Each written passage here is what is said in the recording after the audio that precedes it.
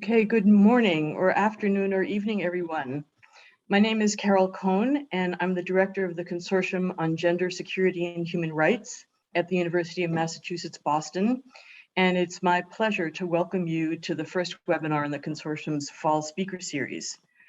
Today's topic is, in a world of interlinked crises, is the Green New Deal enough? How a feminist and decolonial global Green New Deal can transform systemic inequalities. I know that some people are still joining in, so I'm going to take a few minutes to give you some information about what to expect today. First of all, the chat is on now, and we'd love to have people introduce themselves. The chat will just be on for this introductory section, and then it will come back again toward the end of the webinar when we'd love you to put in any resources that you think might be useful or thoughts you'd like to share. In terms of the structure of today's webinar, after the panelists' initial presentations, there'll be a period in which they are in dialogue with each other, and then we'll move to questions from the audience. We encourage all of you to put your questions into the Q&A at any time while you're listening to the speakers. If you experience any technical difficulties with Zoom while the chat is off, you can reach us at info@genderandsecurity.org, and someone will help you out. This webinar has closed captioning available. To turn it on, please use the closed caption option at the bottom of your Zoom screen and select Show Subtitle. We'll also in the chat be putting a link to our speaker series events for anyone who's interested in exploring our other webinars this fall.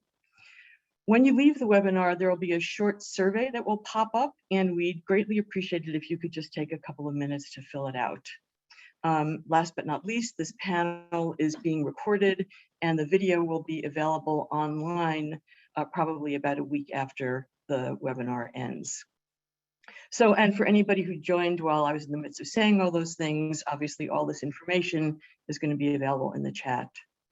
I also want to take a moment to acknowledge that organizing any event like this takes a lot of work and a lot of support. So I have some thank yous. First, I want to thank the UMass Boston departments and programs that have generously co-sponsored this event, including the Departments of Africana Studies, Anthropology, Asian Studies, Conflict Resolution, Human Security and Global Governance, Economics, History, Political Science, Public Policy and Public Affairs, the Sociology Department, Women's Gender and Sexuality Studies Department, as well as the Human Rights Minor, and UMass Boston School for Global Inclusion and Social Development and the Honors College. It's a long list, but we are so grateful to have all of these different departments and programs with us. I'd also like to thank Jessica Leonard for the closed captioning, and consortium project manager Melissa Loza, and interns Colleen Putzel, Felicia McDivitt, Mia Tuma, Sarah Bash, and Taylor Douglas for all they did to make this happen. Finally, before I introduce our panelists, I'd like to take a few moments for a land, labor, and life acknowledgement, which I should add has been greatly influenced by Cindy So Many Weeks.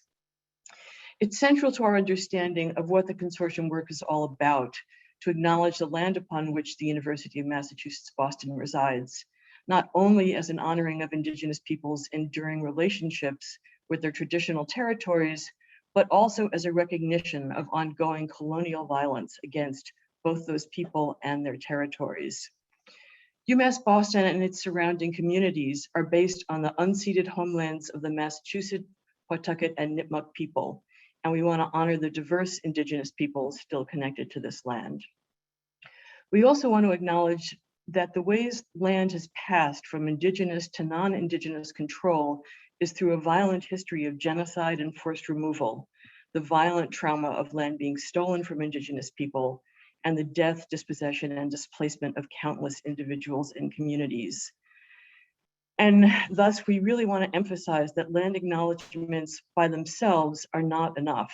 They're only one small step in supporting Indigenous communities and need to be followed by action building solidarity, by combating the ongoing structural and physical violence directed against Indigenous peoples, and by supporting the land back movement. We also want to acknowledge that this country, like many others, has been built on the enslaved labor of Black and Brown people, and the physical and cultural violence and white supremacy underpinning that system are also ever present in this country today, as we are reminded daily. And finally, we want to honor the contributions of waves of immigrants who came and daily come to this country as a free choice, often when the violence, poverty, environmental degradation, and now climate breakdown in their home countries, hewn through hundreds of years of colonial and imperial relationships, has left them little other choice. All of these populations have not only faced structural racism and physical and structural violence, but also epistemological violence, the attack on their knowledges, their skills, their values, and worldviews as inferior, as just plain wrong, as something to be shed in the name of progress. This is a large part of why we've ended up with the climate and ecological crises we face today, and why we need a feminist and decolonial global Green New Deal. So with that, it is my pleasure to introduce to you the speakers who will help us take a deep dive into what that could mean. Our first speaker will be Bhumika Muchhala. She's a political economist and critical theorist engaged in research, writing, advocacy, and activism and public education on the international financial architecture, feminist economics, and decolonial futures. She has 20 years of experience in global economic and social justice advocacy. She's a movement leader in global civil society who has advised developing country governments in UN negotiations and in the Human Rights Council. Since 2009, she's led Third World Network's program on global economic governance, carrying out advocacy, research, and campaign initiatives on fiscal justice, economic governance reforms for recovery from the COVID-19 pandemic, the role of the IMF in the debt and fiscal crises generated by the pandemic, systematic inequalities, and special drawing rights. Since June of 2020, she's been writing about the systemic transformations and paradigm shifts required for a decolonial and feminist Green New Deal, with a perspective that weaves together decolonial approaches and international financial architecture.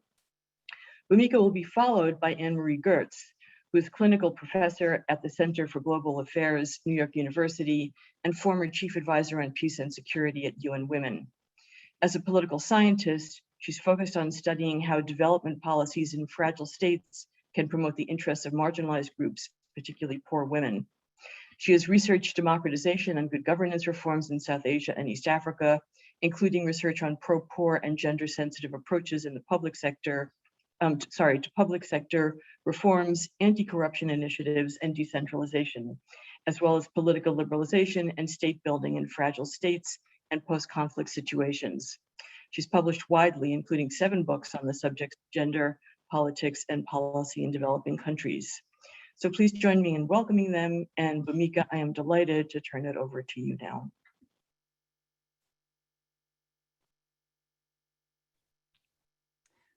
Thank you so much for that incredible introduction to the event and to both Anne-Marie and myself.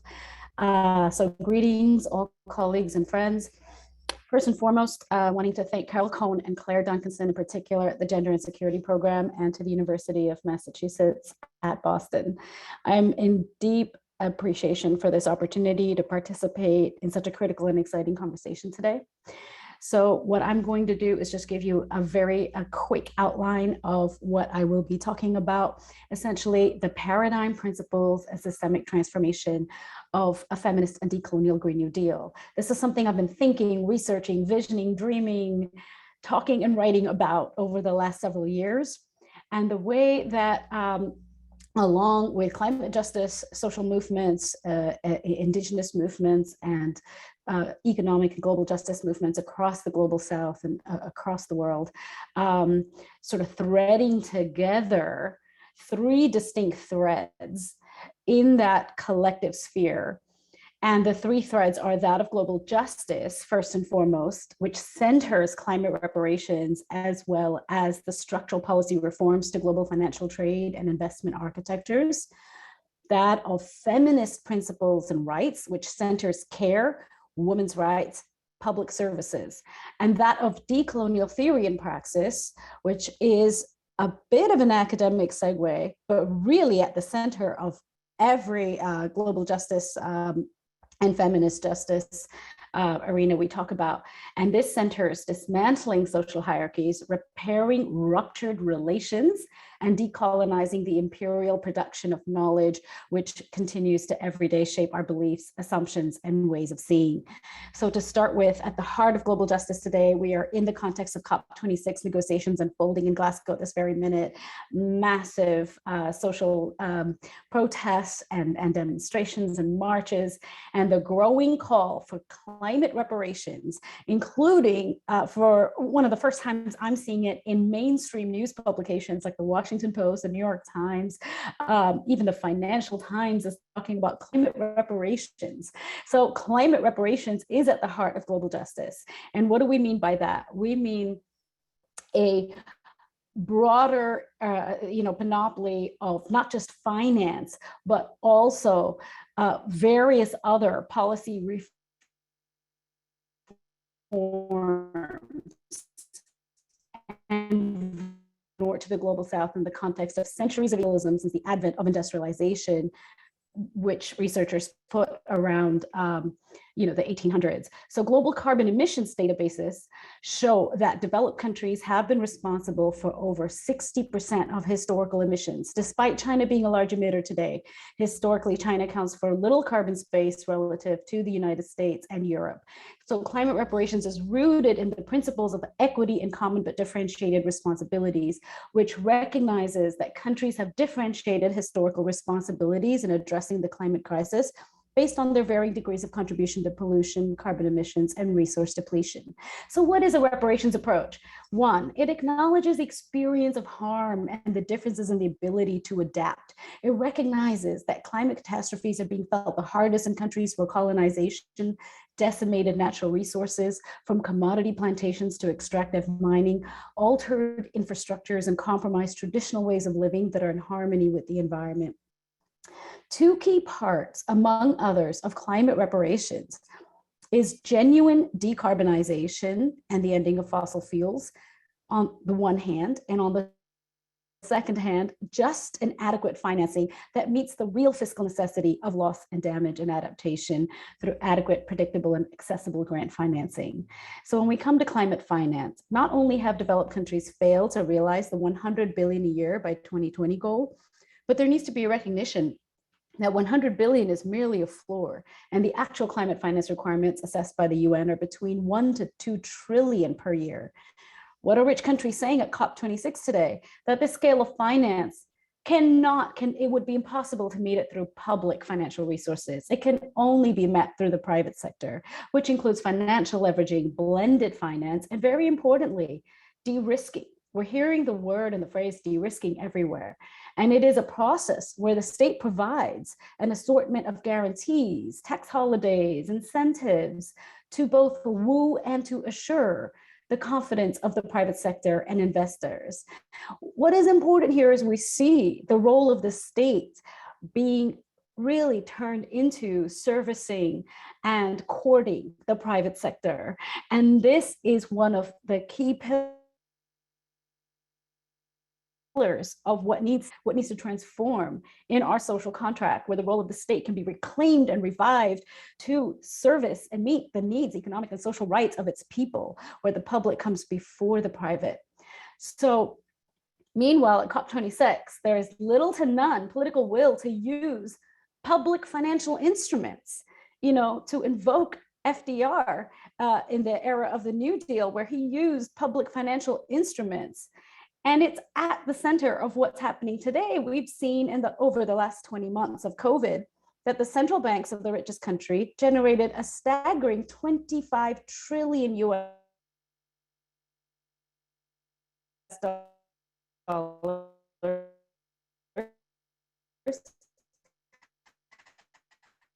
to respond to COVID, and spearheaded by would meet these climate commitments. So we see when there is political will, it happens, and it happens fast.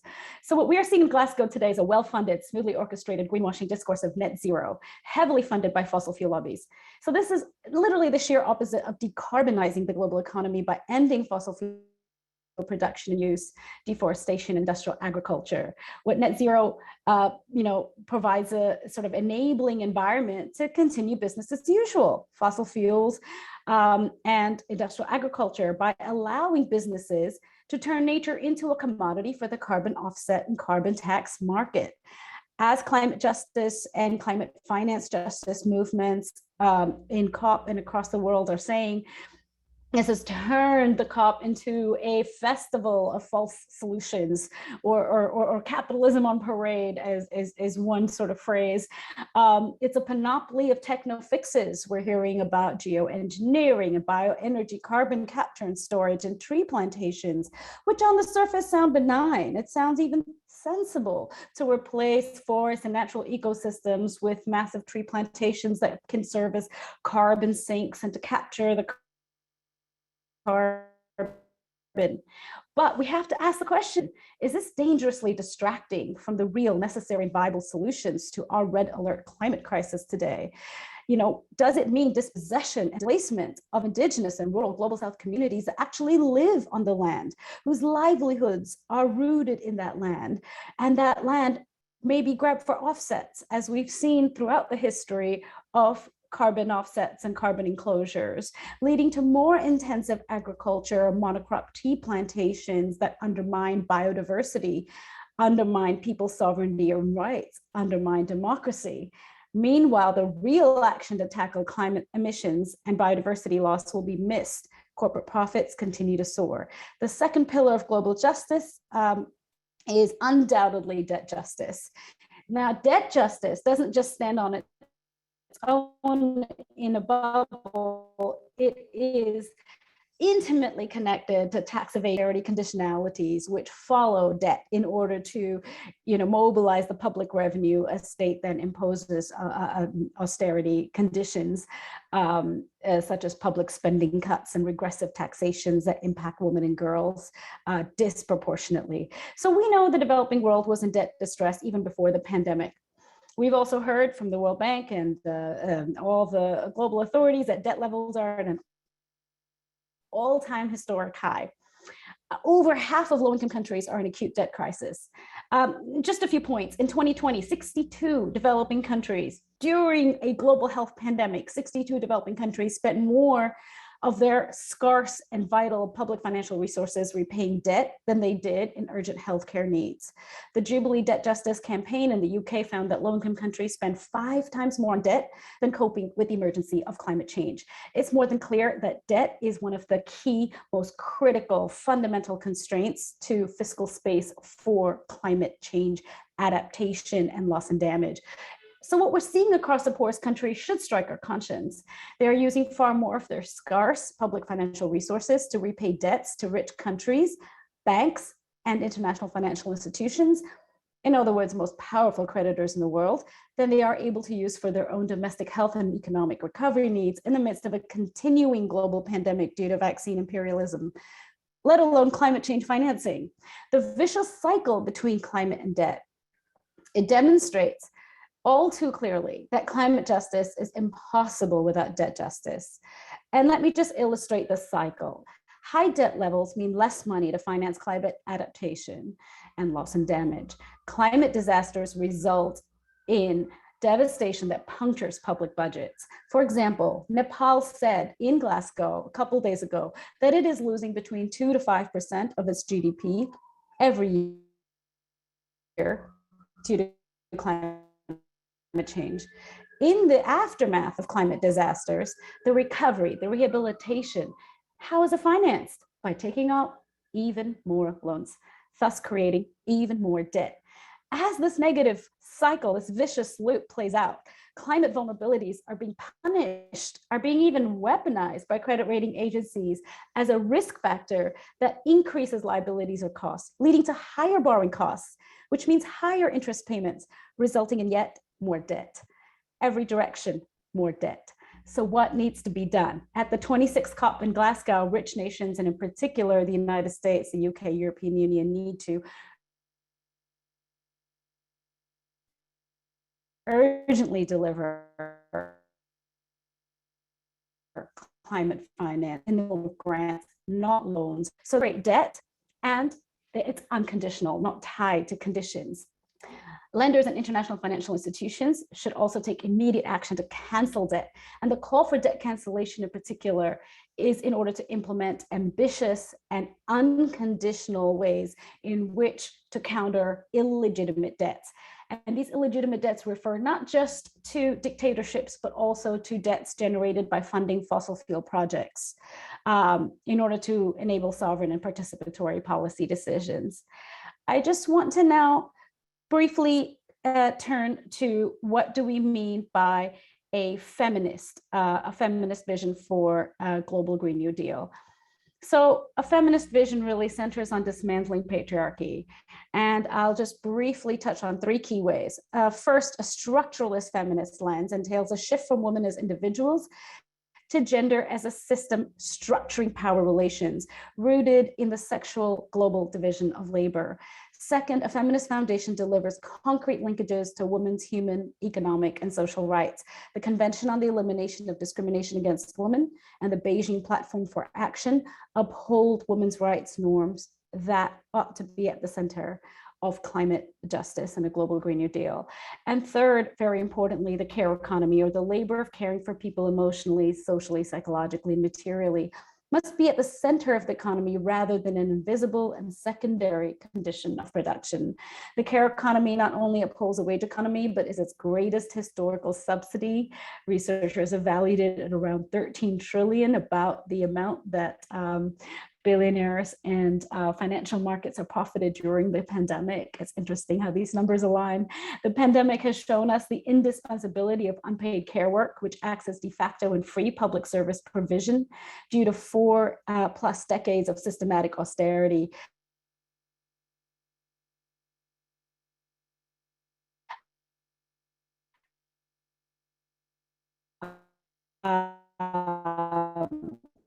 Where budget economy through fiscal policy that scales up public services, scales up social protection systems over the long term, not just a short 2 to 3 year term, but a long 10 to 15 year term, by reformulating public spending as investments, not expenditure, investments, not consumption, investments that generate exponential returns. It also means divesting and investing in frameworks. So divesting from fossil fuels economy and from the US military, which alone is a bigger polluter than over 140 countries. This divestment can directly transfer into investment into the care economy. And the fossil fuels by the 2025 loaned a whopping 2.7 trillion to fossil fuel companies since the Paris Climate Agreement was adopted in 2015. I just want to now conclude to wrap up a decolonial lens and practice. I don't have time right now to really get into it, but by decolonial lens and praxis, we are invoking a lot of the introduction that Carol beautifully gave. So really resisting the hierarchies of race, gender, class, caste, sexuality, and ability, which underpin colonial, neoliberal, and capitalist narratives and systems.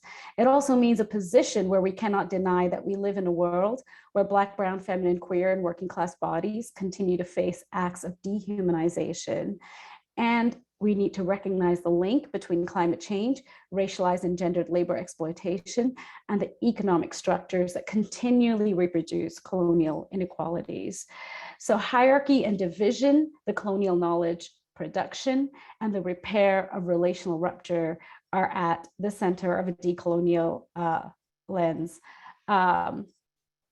And to conclude, to just say that the colonial construction of humanity needs to be reversed through indigenous wisdom rooted in reciprocal relationships that involve reimagining humanity with the epistemologies of all who have been invisibilized into the margins. This implies a transformative shift toward asserting a decolonial humanity composed of a world of multiple worlds where hierarchies of supremacy collapse and interdependent ways of being arise to form a new reality. Thank you so much.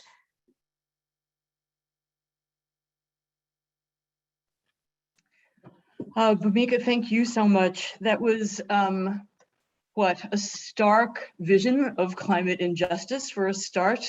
a devastating view of the role of debt and its links to climate injustice, the link between debt justice and climate justice, which I think is really a key message that many people are going to take away from this.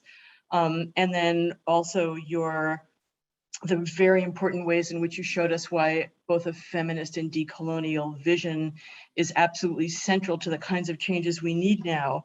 A lot of this was at conceptual levels, some of it quite practical. We're going to turn to Anne-Marie Gertz now to pick up on the practical ends of what it would mean to put that kind of vision into motion, particularly in countries that are emerging from armed conflict. So Anne-Marie, turning it over to you. Thank you so much. That was brilliant, Bhumika. And I will be picking up on some of your points about the time horizon for change and the challenges of decarbonizing economies when global financial systems are not cooperating. My brief was actually to look at the issue of how post-conflict societies or societies recovering from conflict or very fragile states, what the scenario looks like for them in terms of adaptation and mitigation in the post-conflict moment.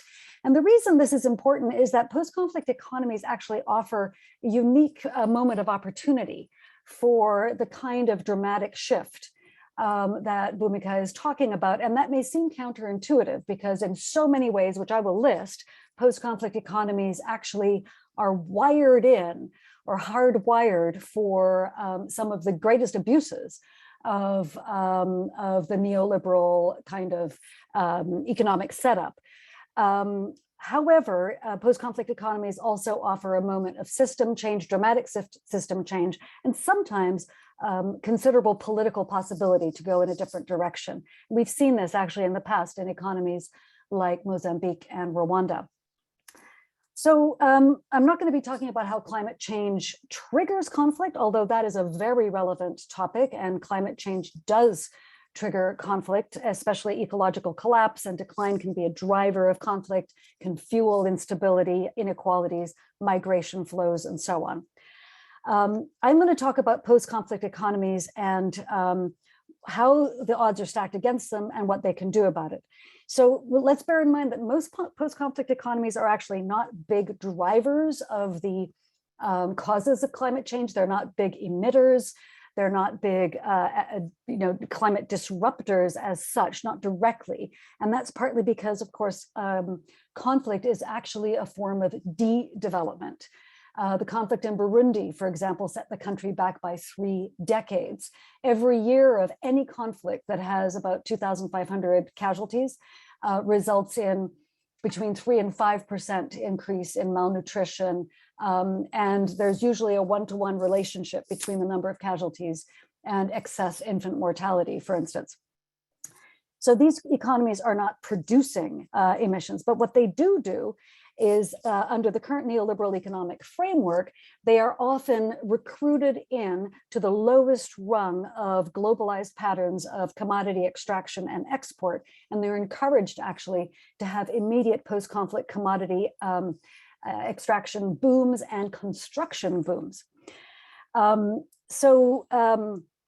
Why is this? Well, one of the reasons is that the standard prescriptions for post-conflict recovery in post-war states is actually to accelerate massively, if possible, the employment of unskilled young men.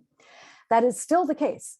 And that's because recruitment to rebellions or to wars is a highly specialized pattern, which does focus on attracting young male fighters. There's plenty of young women fighters too. But the emphasis post-conflict is always on getting young men disarmed and employed because there's a huge association between a population of young men, the size of the young male population, and conflict propensity. For example, if you double the population of young men in an economy, you go from a 4.7% chance of resumption of conflict within a decade to a 31% chance of resumption of conflict if those young men are not employed. Unfortunately, and this is one of the very serious kind of problems that feminist theory has to address, social sector spending in post-conflict economies does not have the impact on preventing conflict that employment of young men does. And that's really important because social sector spending is such a vital requirement for all women's recovery. And this is something that we have to address. So post-conflict economies are trying to employ men. One way to do that, unfortunately, is to keep the military at the same size or to keep growing it, which is an extremely counterproductive strategy from the point of view of preventing resumption of conflict. That absorbs young male labor, and it also, of course, cultivates toxic masculinity and many of the distortions that Bhumika was talking about. The other standard recovery recipe is labor-intensive growth, and that is often through focusing on commodity exploitation, extraction, and export, and an immediate construction boom. Now, commodity extraction and exploitation often relies on or involves extracting fossil fuels and also relies on fossil fuels for extraction. These create male-dominated economies that, again, marginalize women, disregard women's massive human capital contribution through their unpaid care labor, and can reproduce cycles of violence because, of course, there's an emphasis on capturing by force the areas where there is primary commodity production. The construction boom, of course, is addressing the decimation of power, ports, and roads in order to facilitate the exit of primary commodities. And one of the things that we've seen in the last decade is the focus on developing bundled deals with China, with Chinese corporations, which bundle construction with resource extraction contracts. And these deals are striking because they actually, ironically, contra their purpose. They fail to generate domestic employment because there are no local inputs or factors used. Both labor and factors are imported from China. And of course, they accelerate the commodity extraction cycle. So what we see is a hugely short-termist approach to recovery in these situations. Sorry, I'm just checking my timer. I know that I will be warned when I'm nearly out of time. So this is an enormously short-termist approach to recovery, and it ignores the fact that something like women's employment, if women's labor market engagement is 30% or more in a post-conflict economy, this actually is associated with a much lower propensity to return to violence than many other factors. But there is rarely investment in an economy that that prioritizes women's employment, or that allows for the unpaid recognition and reduction of unpaid labor, or the social sector supports that women's labor mobilization needs. So in other words, it's a huge leap from a warrior economy to a care-centered and environmentally centered economy. And what we're talking about is we're looking at what would be the conditions to enable post-conflict economies actually to uniquely leapfrog the carbon phase, if you like, leapfrog the fossil phase, because these economies are often in a position where they could actually take a radically different direction. This actually requires altering the time horizon of calculations of economic planning and immediate benefit. And what are required are policies that allow decision makers in post-conflict economies to resist the temptation of the windfall gains from fossil fuel and commodity extraction, or to substitute for them through and allow for longer term calculations about economic reform. So something like climate reparations or debt swaps for keeping carbon in the ground would actually contribute to developing a longer term time frame and allow these post-conflict economies to leapfrog the carbon phase, to look at clean technology and care-centered economies. Now, if this is going to happen, I'm afraid, after listening to what Bhumika had to say, this is going to require atypical action from the global community.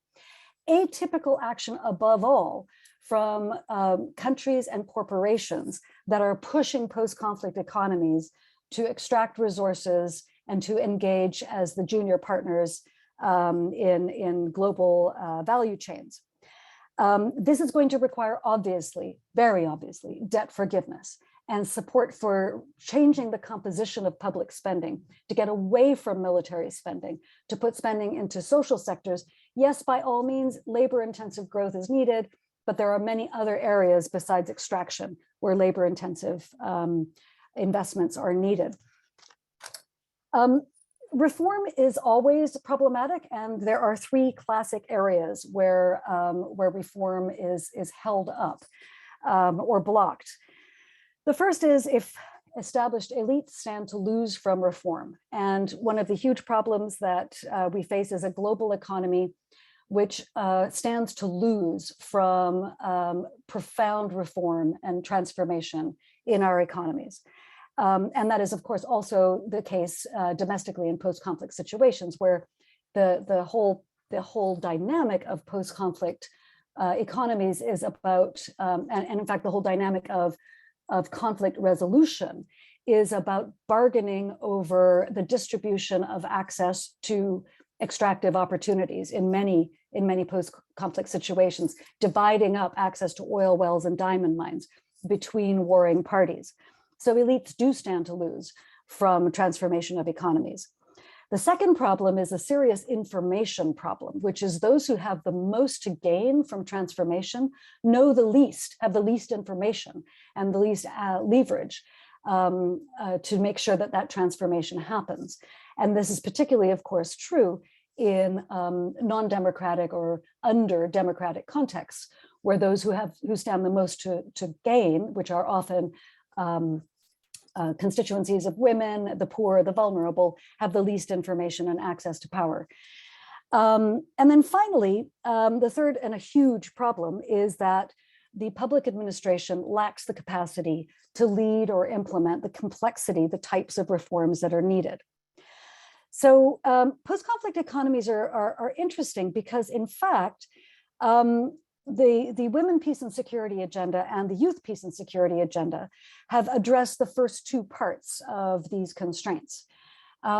It's still in process, there's a long way to go, but with regard to developing elites that stand to benefit from reform, as well as building constituencies for change, both the Women, Peace and Security and Youth, Peace and Security agendas are about cultivating constituencies for reform. And the more that women and youth are involved in conflict resolution, prevention, and long-term peace building, the more information they have, the more they support democratization and the development of creative solutions. The problem of public sector capacity is really serious. And so I'd be very interested in hearing from Bhumika, what can be done to address, depleted and low capacity and low commitment public sectors to have the capacity to implement changes, particularly when, for instance, if we were to be successful with debt relief and with even reparations or debt swaps and so on, that would make more resources available to poor countries and increase the incentive for reform. And in this regard, I'm glad to hear that you mentioned the problem of corruption, the problem of globalized protections on corporate profits and individual billionaires' profits, the problem of tax havens, beneficiary ownership of companies and so on, because the entire global financial system is sitting on a rotten foundation, which enables profound corruption and pure theft from poor economies. And there is no way we're going to get to a Green New Deal without reforming these avenues for the hiding of wealth, the non-reporting of profits, and so on. So there quite a bit needs to be done in terms of addressing these globalized systems that enable corruption and the hiding of wealth. And finally, a huge amount of work needs to be done in building not just grassroots constituencies for change, but actually, and this is an unpopular point, but building and cultivating leadership, feminist leadership for change in country and internationally. And I just say that's unpopular because it sounds elitist. But one of the things that the international community fails to acknowledge is that it spends a lot of time cultivating progressive, promising leaders, sometimes making giant mistakes by giving the Nobel Peace Prize to the wrong person, for example, as we may be seeing in the case of Ethiopia. but there's a huge amount of work that goes into cultivating promising change makers, and not enough work is going into doing that from the perspective of cultivating feminist change makers from the South. I am going to stop here.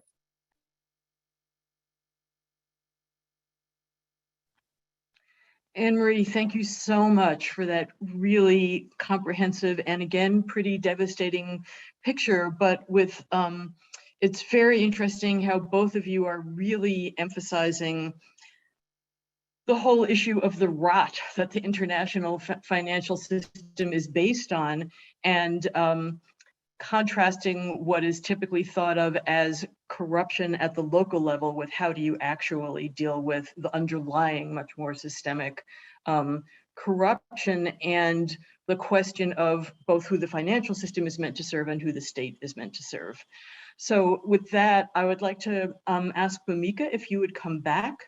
And Anne-Marie and Bhumika, I would just like to invite you now to engage with each other and follow up on the questions that you really wanted to address with each other. Thank you.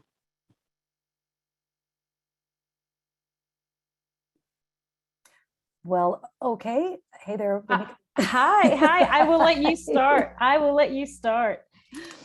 Well, I guess I would be interested in following up on this or hearing more about the question of, what I've described as a neoliberal policy cleanup in post-conflict states, the standard prescription for post-conflict recovery. It makes every mistake that you've identified.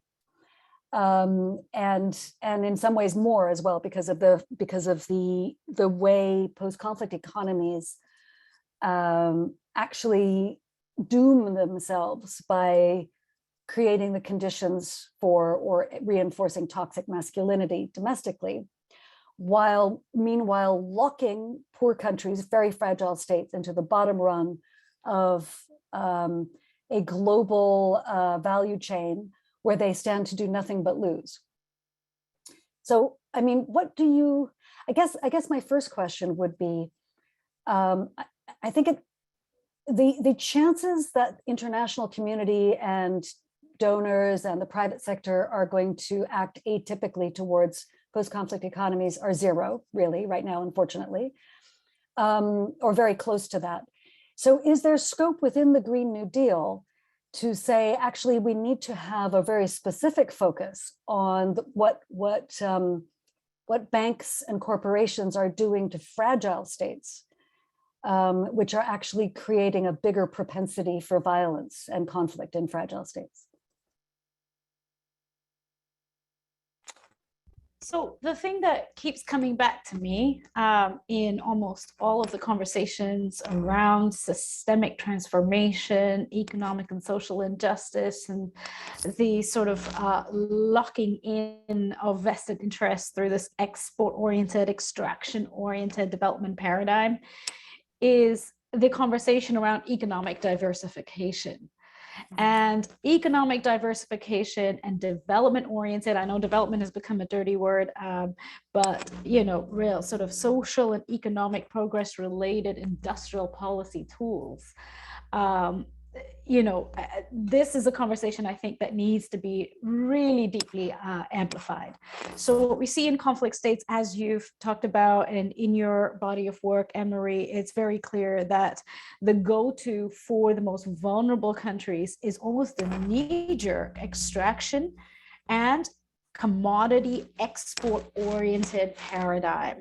What is the quickest fix to the lack of public revenue, to the growth trajectory of this country? And this is really, again, about the decolonizing knowledge production, where we have an entrenched belief system that GDP growth has to supersede, that GDP growth, GDP-related and per capita income-related growth metrics, growth rates supersede other indicators and other contexts and realities, such as all of the human development indicators that the UN has put forward as an alternative paradigm, as a more humane paradigm of measurement, but also to look at carbon emissions as a measurement of well-being, to look at livelihoods, to look at food security, to look at biodiversity. These are the metrics that need to be centered. And so first and foremost, at the root level, it is about, really countering the overwhelming dominance of GDP linked growth mindset, growth paradigm, where if that is the one and only imperative, then it's about, cash crop exports, it's about extractives mining, it's about integration into a global value chain that is structurally unjust, that locks developing countries into low value added, labor intensive, and mostly primary commodities and natural resources oriented employment. And there's nothing wrong as such with labor intensive employment. It is the constraints to going up the value chain. It's the constraints to upgrading in the value chain. It's the constraints to the backward and forward linkages in industrial policy that can create some space for diversifying the local economy, the production investment nexus that is at the heart of development economics, where to diversify the range of production in an economy so that wages are virtuously generated, so that different investments can create a more wider variety of economic sectors, and so that we're not importing labor and input materials from other countries in a de-verticalized supply chain structure, where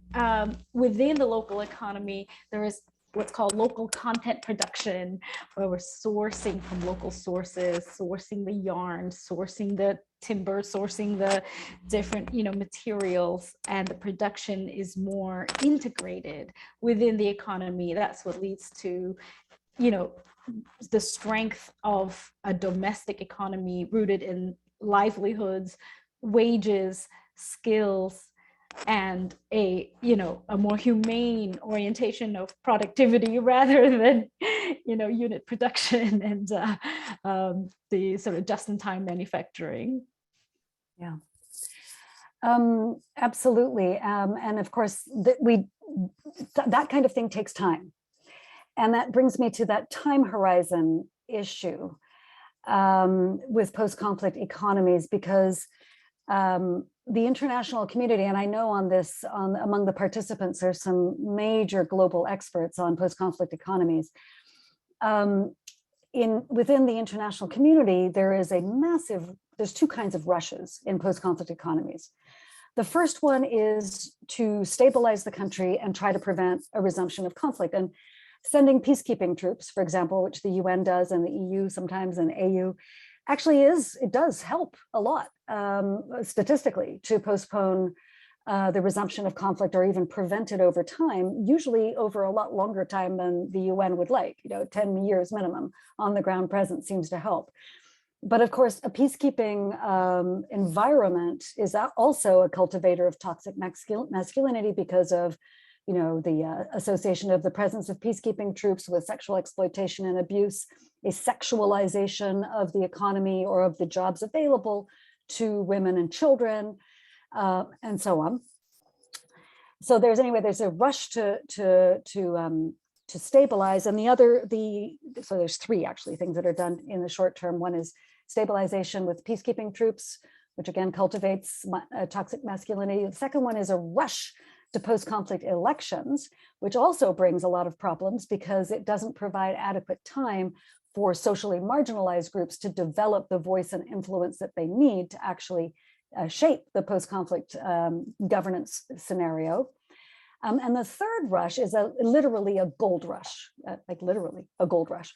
And it's interesting, for example, in the 3 years before the DRC's 2007 post-conflict elections, in those 3 years, the transitional government signed more mining concessions and mining agreements with, the worst of the worst mining companies internationally, at terrible terms for the country, but terrific, kickbacks for the government personnel signing those deals. So it signed more in that 3-year period than in the many years since. So there's this rush to nab a piece of land for mining or for exploitation in post-conflict countries, whether it's exploitation of gold or minerals or whatever. And that, of course, then sets the country off on a very bad course. So there's this issue of these tight, immediate time horizons, whereas indeed it takes at least a decade for a post-conflict economy to kind of get back on its feet. Your points about GDP growth are totally well taken. That is the only metric that is used, that and of course non-resumption of armed conflict, which is used to say that a country is going to be okay. So rate of growth, these high rates of growth are expected, which are way beyond what is possible in a balanced, diversified economy. So I think one really interesting issue is, how do you change the political calculations of post-conflict governments from immediate short-term calculations of immediate gain and the international community's desperation just to keep a lid on the conflict, to a longer-term time horizon that would allow for the kinds of complex economic diversification and in a much more sophisticated way, leapfrogging certain stages of fossil fuel dependence, so as to build really interesting modern economies that are not contributing to climate change. So I wondered, if you had any ideas about that, about the time horizons, what can be done about that, changing the political calculations around time. And then the other question I have, and there may be panelists, participants here who are knowledgeable about this, is what's your view on women's land ownership?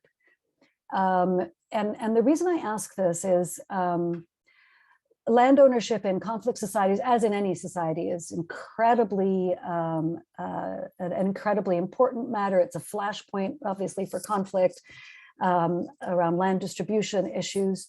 And women's land ownership is often a matter that's way down the scale.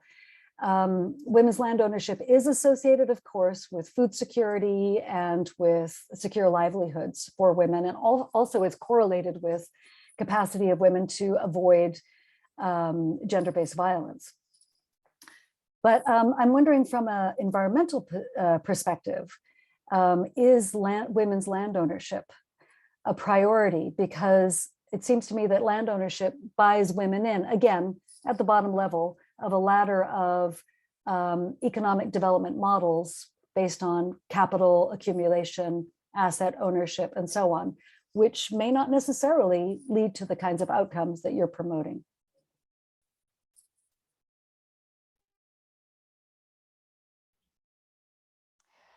Thanks, Anne-Marie. Yeah, these are really pointed questions. And in fact, I just wanted to go back to sort of the first point you made around the vested interests of elites in the post-conflict process, and in particular what you said in your remarks about the bargaining process over distribution of access in the post-conflict economy. The example you gave of the gold rush and the DRC post-conflict election, where the government signed the mining concessions. This is I think at the center of this conversation is the vested interest of the political and economic elites. The sort of reality globally we have of what some theorists and some political scientists have termed sub-imperialism. I think is an important concept, an important sort of conversation. The degree to which global South countries have governments in place, often put in place by external actors, and that act on behalf of that link to economic and political power and institutions and actors rather than to accountability to their own people. This is an old story. We see that it's negotiable. It can be transformed domestically, that there are spaces in which to act. It's not it's not some sort of an absolute or totalizing reality, but we do see it as a sort of a central underpinning of the global political economy. This sort of phenomenon of sub-imperialism in the aftermath of political independence of many global South countries. And so what do we do about that? Not just vested interests, but the connections and the alliances and the tacit agreements, the implicit cooperation between the political, the political rulers, the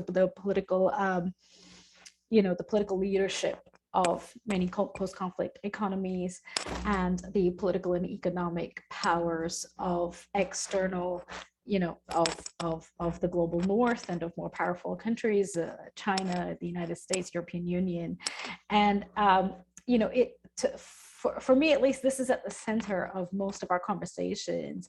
It's about the implicit, invisibilized, not always invisibilized, but, it's not necessarily, there's no big news articles or statistics that show how many conversations are being had and what kind of deals, what kind of, in the UN negotiations, it's the corridor conversations, the kind of arrangements that are made, in that subterranean space. And it would be fascinating to see, what are strategies to pierce that space, to expose that space that is oftentimes not recorded. Even other actors in the ministry or the government or may not know about this, sort of that covert space where so many agreements and negotiations and decisions are woven. And I'm sorry, I don't have concrete examples right now, but we know that this bartering happens during all sorts of negotiations, but especially when countries seek any kind of concessions, whether it's, around debt, or whether it's around foreign direct investment, whether it's around a procurement contract. One of the things that's happening around renewable energies is the United States is maybe providing resources, but only if it's linked to sourcing or allowing access to a corporation that is headquartered in the United States. So we see this in procurement contracts, especially. With women's land ownership, the thing that concerns me the most, the sort of central anxiety is absolutely around green grabs, the ongoing historical and future green grabs, where tracts of forests, rivers, land may be privatized to rights owners or holders that are corporate actors, that are bond holders, that are investors, rather than the people who have actually nourished and tended and lived on that land for generations.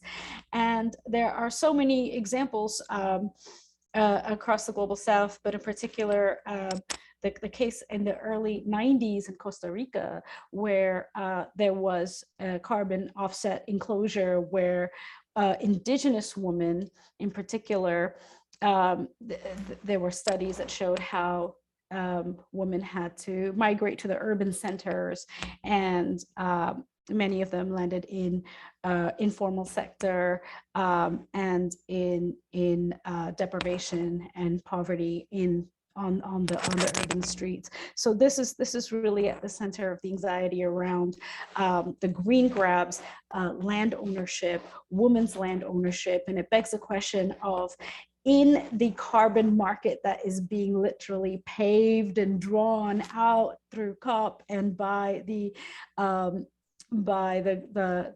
global financial markets and by corporate and state actors, you know, is there room for intervention so as to ensure that there are clauses, there are safeguards that protect women's land ownership, that protect women's rights, that protect a certain degree of sovereignty and rights for the community?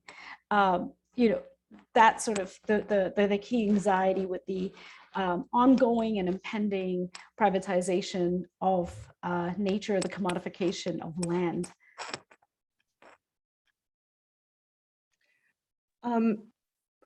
Thank you so much. I'm wondering, well, a couple of things. One is I want to invite more questions from the audience now. I also want to ask you, Bhumika, with that last thing that you were saying, where do you think those protections, at what level would those protections come in? Who would be advocating for them? Where would they be happening? I think is a critical question. And the last thing I want to do is also invite Claire Duncanson to come on screen at the moment. Claire is from the University of Edinburgh, but works with the Consortium on Gender Security and Human Rights on our Feminist Roadmap for Sustainable Peace project, and she's going to be fielding the questions now. So Bhumika, maybe you could just answer mine briefly, and then we'll turn it over to Claire to continue.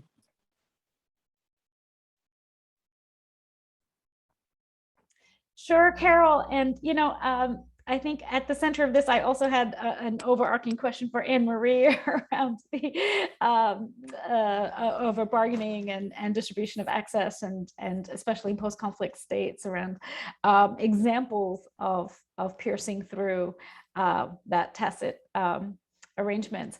I'd love to hear from Anne-Marie on that. On your question, Carol, I think it's such a difficult and problematic position, where if there is advocacy for integrating certain safeguards and rights into the carbon offset, carbon enclosure, you know, programs and plans, does that mean then that we are accepting that route, that we are saying, yes, we're allowing a green light to that path, right? So I think civil society is going, perhaps it already is, but I think as global advocates for global justice, we are in a position where we have to ask, if we advocate for, you know, rights and safeguards, are we then implicitly saying yes to that paradigm? And if we resist that paradigm whole scale, are we then missing the opportunity to make positive or to make not positive, but I think the word I'm looking for is damage control, damage control measures in the green grab carbon market, carbon enclosure paradigm. So I think that's going to be a real point of contention. I am in deep conflict about it myself, and I'd love to hear from others. I'd love to hear from Anne-Marie, yourself, and the incredible audience we have as well. I'll jump in just quickly on moments that break these cycles. And that's why I mentioned women, peace and security. Youth, peace and security is a newer paradigm, and it's also I actually think it's struggling with what gender means when we talk about youth, because a lot of the youth agenda is, once again, about young men. But on women, peace and security, I think that, you know, there's at least an attempt to break some of these cycles, mainly through changing what decision making is about and who's making decisions. But there's not a lot of giant success stories. Some of the most successful cases of influencing peace processes have proven very difficult to sustain against these kinds of pressures. So Colombia peace process, huge influence of feminists, feminist organizations, indigenous, Black women's organizations. And yet the general population rejected the peace agreement in a referendum, and then a conservative government came in that has been not so keen on a lot of the progressive components of it. But there have been some governments that have resisted some of these dynamics. And I think Mozambique is interesting. It's not a giant 100% success story, but it's one of the few post-conflict governments that divested or drastically reduced military spending after its conflict. And that's actually really interesting and really important, because there's huge incentives on governments to sustain military spending, not least because arms suppliers keep giving them great deals. And international donors, give military support as aid, especially the United States and some others. But by not investing in the military, the governments are obliged to diversify labor-intensive areas of the economy. And also it eliminates one of the, or at least weakens one of the kind of sources of incredibly toxic masculinity. So, that's an interesting case. Rwanda is a very ambiguous case. But in Rwanda, of course, you had a very high competent rebel group take power. And by high competency, I mean, huge public sector administrative competence, which has been very interesting in terms of understanding right away the need to diversify the economy, as well as invest in truth, reconciliation, reparation, and so on. Those are both very long stories, but there are possibilities for breaking these cycles. I think what's problematic in the discussion of conflict, climate, and reform is that countries are taken as the focus. An individual fragile state is the focus. It's all about its decisions. Whereas, as your work shows, that's just not the case. There's an entire global system that's working to undermine recovery, to undermine diversified economies, and so on. And so, really what I think your work shows that is so valuable is that we're not going to get anywhere until corporations really are muzzled or controlled or stopped from doing this gold rush on poor countries, and until debt relief is a real thing. And also until the possibilities for taking international money and sending it straight out to the Bahamas to hide in a tax haven or whatever, until those possibilities are closed. I don't know if Claire wants to add questions. I would, thank you, because we've got some good questions coming in. So I'll give you three, maybe for starters. The first one's quite specific, so it might be that neither of you wants to pick up on that. But someone asking about the possibility of Haiti claiming climate reparations from France, and so whether you think what you think of the potential of that. Another question from Muthoni Mwangi. And this relates to your discussion about post-war economies diversifying and perhaps being able to leap over the fossil fuel stage. And they ask, do you think sustainable tourism development in post-conflict economies would help them get back on their feet faster? And they have a follow-up question later on about peace parks. And I think this is when you were talking about land rights as well. But the question is, would peace parks help promote these comprehensive conversations to find solutions while using public diplomacy, so environmental diplomacy and environmental justice, as a tool to build positive peace and build nations through cooperation and collaboration, potentially led by women? And then a question of quite a different nature, and not just for our speakers, but Carol, also for you, because you mentioned sort of epistemological, the importance of decolonizing our epistemologies in your introduction. So this is for all of you about the epistemological dimensions of decoloniality for researchers. So when we're trying to highlight the responsibilities of the global north for climate breakdown, are there new kinds of research design that we need to adopt? So this question's from Rosalind Cavigan. She says, I've been thinking a lot lately about how we need to rethink the boundaries of the global north state and how to diversify the epistemologies we're drawn into in political science. So have you got ideas of good ways to do this? So three very different questions, but who would like to pick one or more of them to answer first? Go for it, Bhumika. No, I would like to give I'd like to give it to you first. I think some of these questions really directly address the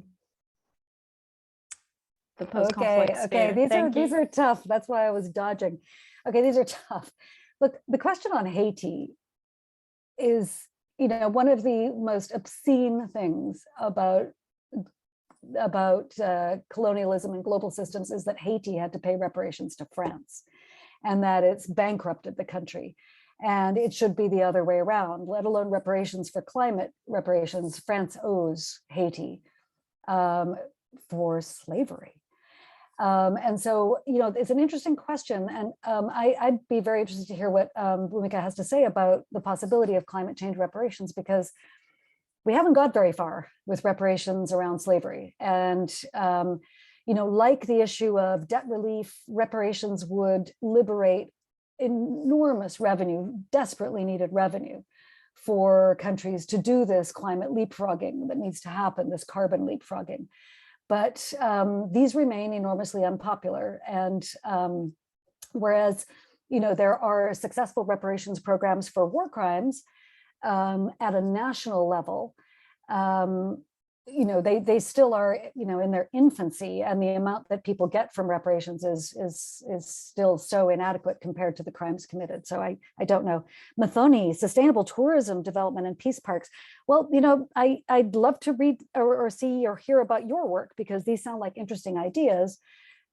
Tourism, of course, international tourism is very often criticized heavily as being a vector for highly colonial dynamics.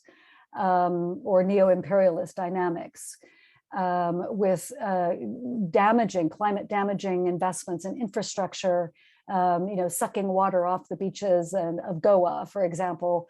It's been remarked. I'm only familiar with critiques of tourism in India, but it's been remarked that international tourists come seeking wine, women, and song, and nothing really very different from what they have at home, only just better.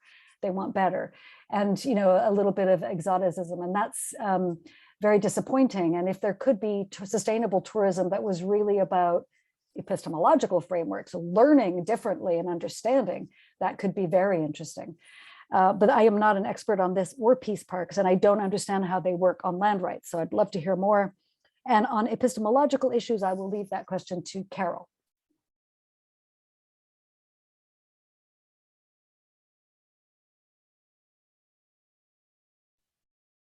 Sorry, but I actually think, not as a buck passing thing, but I actually think it's better for Bhumika to answer that one.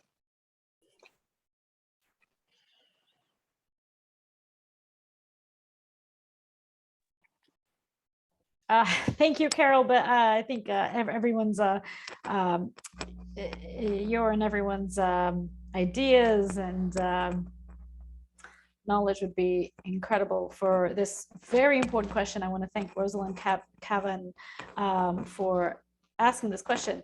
So it's about the epistemological dimensions of decoloniality for researchers to highlight the responsibilities of the Green New Deal for climate breakdown. So in terms of research designs, I think that was mentioned, and how to diversify the epistemologies we draw on.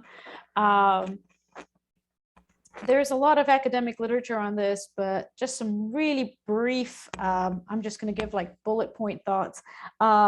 This idea that epistemology or knowledge is textual rather than written, or rather than oral, conversational, embodied, in acts of art and performance and acts of ritual.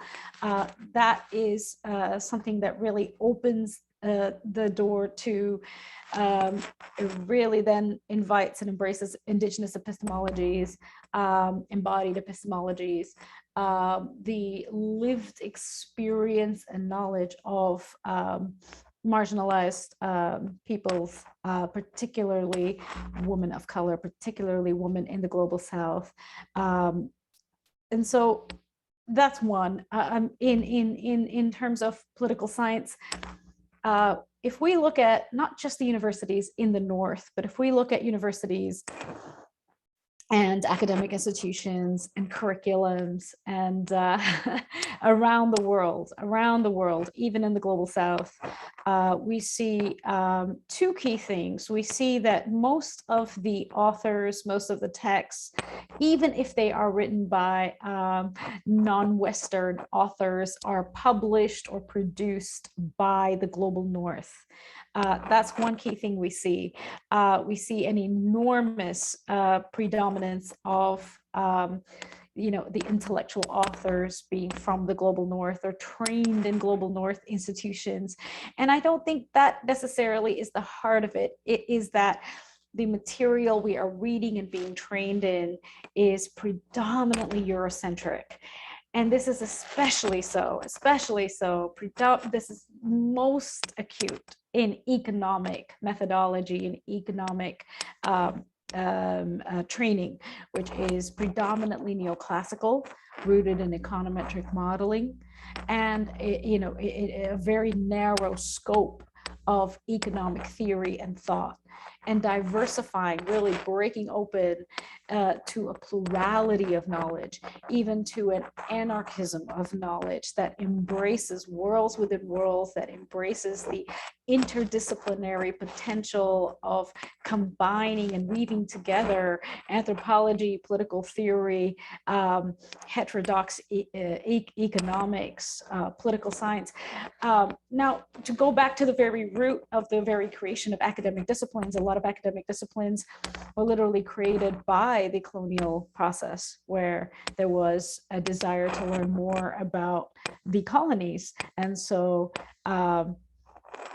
disciplines like anthropology and sociology, in many ways, were born out of that desire to study and understand the colonies. So, looking at the roots of academic disciplines, the resistance to interdisciplinary weaving of different knowledge systems and different disciplines and ways of thinking, prioritizing non-textual knowledges, looking at heterodox feminist economic thought, economic analysis, and consciously engaging in the pluralism of knowledge, methods, praxis.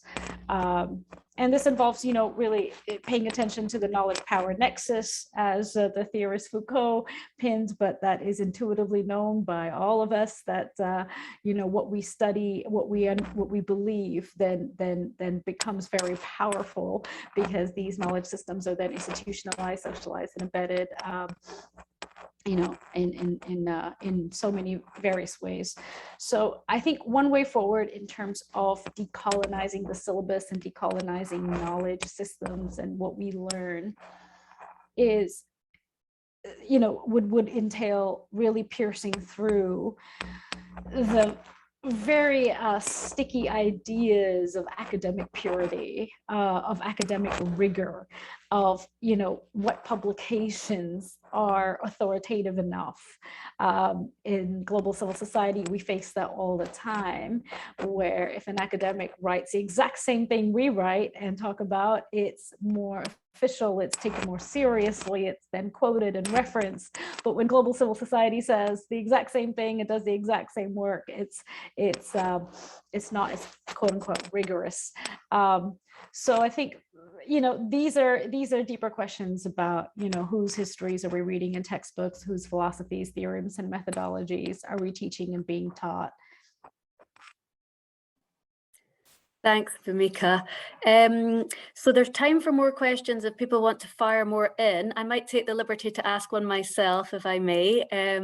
So it was prompted by your sort of final remarks, Anne-Marie, when you were talking about what can we do to change the political calculations about this time horizon. So how can we change this focus on short-term gain and the three rushes you spoke about, the rush to kind of stabilize, the rush to elections and the gold rush, and I wondered if you, and this is for both of you really, if you thought there was any kind of glimmer of hope around the fact that maybe the climate crisis is one thing that might do that, that might bring around that change that might focus the minds of the international community to think we can't be just advocating for this this same old recipe for post-war economic recovery that involves extraction and export of fossil fuels or minerals with the energy being provided from fossil fuels. Maybe the climate crisis might provoke that kind of change, both the international community and maybe post-war governments. I don't know if you had any thoughts on that. And another question would be around the title of the Green New Deal, whether you think whether you've picked up from COP, Bhumika, a sense that this is an idea that is really bringing together actors from all, sides of the political divide and really kind of taking us forward, and whether it has potential to galvanize the same kind of energy in post-war contexts, or whether you think there's problems with the title and there's maybe something else that would be better in terms of bringing about the shifts we need to see. Well, I'll jump in. Thank you for asking that. To the first part of your question, what kind of dynamics could change the political calculations and break this destructive rush? I have been thinking about this. There is a kind of a neglected part of UN reform that people sort of dismiss as unimportant. In 2005, the UN created the Peace Building Commission, which was a reaction to longstanding unanswered demands for reform of the Security Council to make it more diverse and inclusive. And it's a kind of a merger of the Security Council and major donors to fragile states, troop contributing countries, and so on. And it's mostly just laughed at, but that's a mistake, because what the Peace Building Commission does is it's intended to include low-income and fragile state countries, like what used to be called the the 17. So some of the poorest and most conflict-prone countries in the world are part of the decision-making structure. And what they're supposed to do is accompany and partner with countries emerging from conflict to help them extend that immediate transitional time frame and reduce the pressure to make terrible decisions in that immediate transitional time frame. So, notably, one of the big achievements, I don't know whether it's still considered that in retrospect, but a big achievement was to get the IMF to hold off on a demand for debt repayment from Burundi, and to reschedule a debt and discount a debt in Burundi. That then bought some time for Burundi immediately post-conflict, bought some time for recovery, for other activities. Now, the Peace Building Fund, I do not know, and I doubt it has incorporated environmental considerations.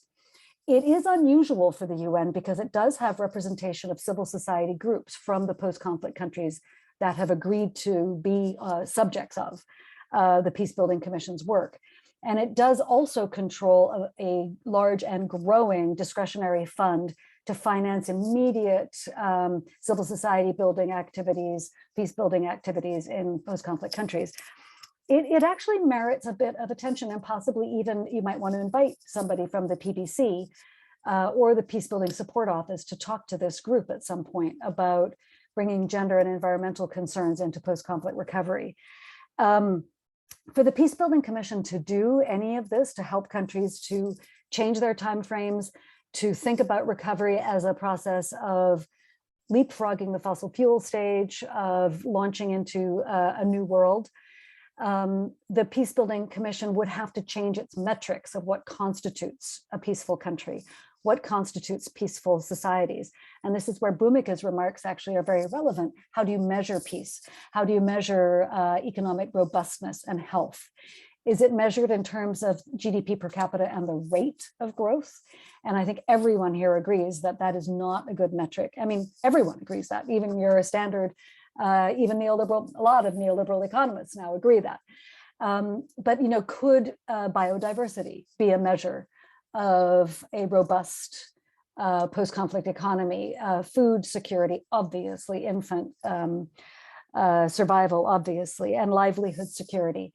But anyway, so that's a thought, is bringing metrics or benchmarks about environmental viability and climate mitigation and adaptation into our understanding of what is peace, and then use a body like the Peace Building Commission much more creatively to accompany post-conflict societies, to help them make mining companies back off, to expose corrupt government actors that are milking the transitional opportunity for private gain, and so on. So that's just a thought.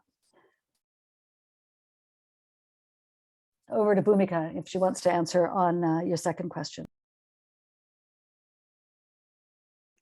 Bamika, would you like to? I think I'd happily pass to Carol. I don't think Carol had a chance to contribute.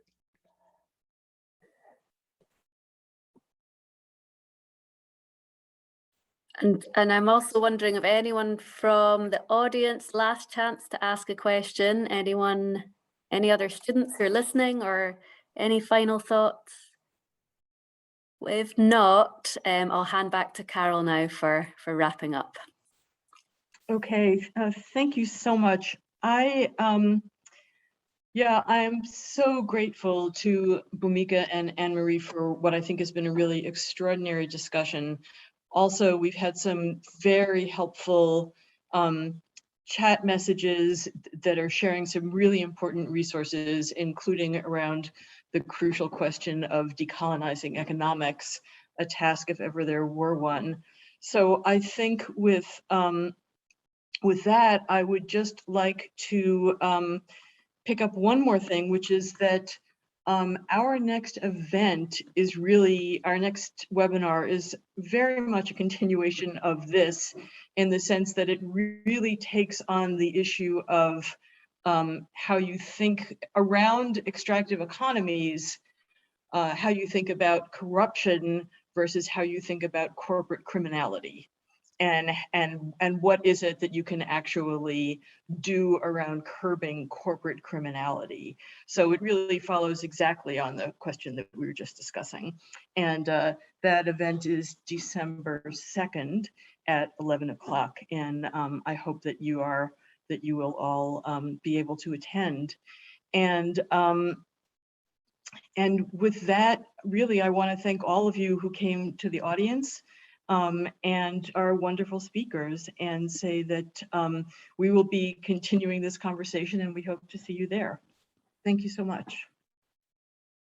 And we'll leave the chat on for a few minutes so that people can grab any resources that they didn't have the opportunity to get a hold of. Thanks Yeah, again. I'd like to thank the organizers and the participants myself. These are fantastic comments in the chat. I hope we can preserve it. Yes, we can and will. Thank you. Yes, indeed. Thank you. Thank you to everyone for all the work, to Melissa, to Carol, to Claire, and to my fellow panelist, Anne-Marie. Thank you for all of the preparation and the vision and the labor of making this happen. This was really fantastic. I really appreciate it.